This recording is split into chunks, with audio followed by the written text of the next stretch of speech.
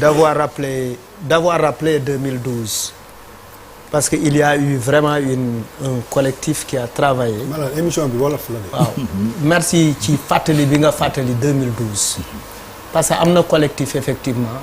nit ñi dañu organiser woon madame Gassama defoon ci liggéey bu am solo ak yéen également pour vraiment à ce que ñi nga xamante ne ñooy victimes yi wala ñoom ñooy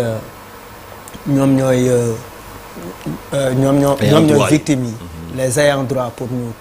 pour effectivement ñu toppatoo oui non mais ça c'est oui non à l'époque je veux dire lu mu munti demee rek le mot victime a son sens ici parce que quand même dafa am ay nit yoo xamante ne jàpp nañ leen tooñ leen tëj leen ñii génn àdduna. oui ñii génn àdduna ñii ñu gaañ leen ñii seeni liggéey yàqu il y a eu des gens qui ont été emprisonnés mais man sam problème nekkul foofu sam problème mu ngi nekk ci la politisation des victimes les victimes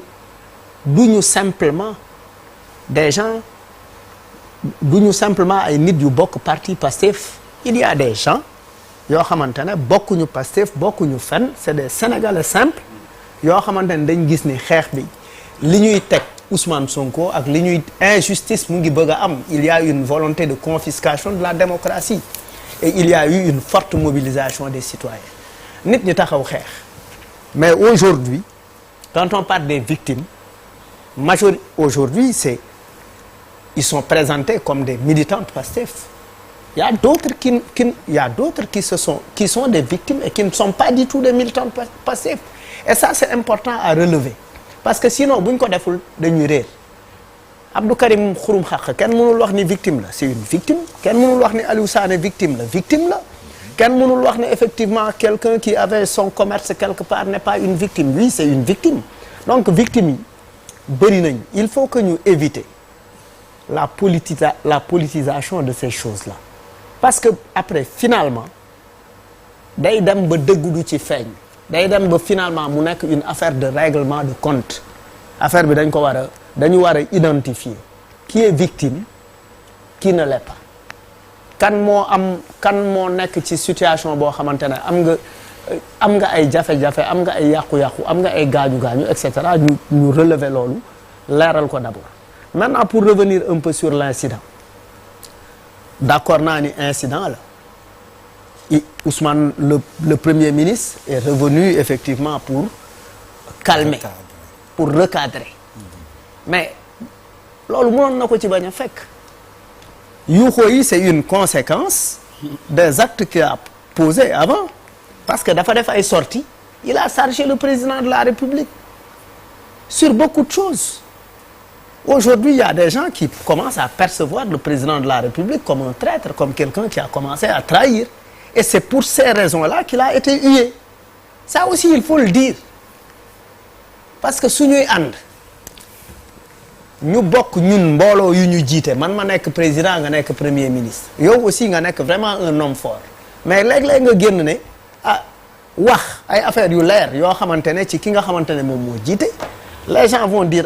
parce que yow la ñu gëm yow la ñu bëgg yow et cetera c'est toi le premier ministre c'est toi aussi le porteur du projet yow yaay waxkat bi yow yaay effectivement yaa yore leadership bi dëgg la yaa ne Diomaye mooy Sonko yaa joxe ay indications pour effectivement nit ñi voter le président de la République d'accord mais boo toogee ci ay jotaay wax ci moom yoo xamante ne effectivement dafay merloo les militants tu le mets en conflit avec les militants et les militants buñ ko gisee ils se rebellent parce qu'ils le perçoivent comme un traître pour moi pour éviter de recadrer il faut aussi qu'il recadre effectivement son propos à l'endroit du président de la République parce que le président de la République aussi dañ ko war a jox cër bu ñu bëggee askan wi jox ko cër gars yi bañ a xotti ay photom ak et cetera ça doit commencer par son gouvernement parce que le gouvernement lan lay dawal la vision du président de la République donc président boobu dañ ko war a jox cër bi mu yellool maintenant les gens peuvent s'indigner mere président parce que effectivement bu fekkee dem nañ ba gis ni li mu wax ak askan wi defu ko day wax lii def la su boobaa les gens peuvent avoir un certain type de comportement comme ça s'est passé avec Macky Sall, ça s'est passé avec Diouf, ça s'est passé avec Senghor. Mais quand on est avec quelqu'un, on le soutient. Et quand on n'est plus avec lui, on le lâche. Journée des martyrs bi. waaw jërëjëf Der d'abord di wax ni man gisuma woon intérêt ñu organiser ko gisuma ko ñoom li ñu war a def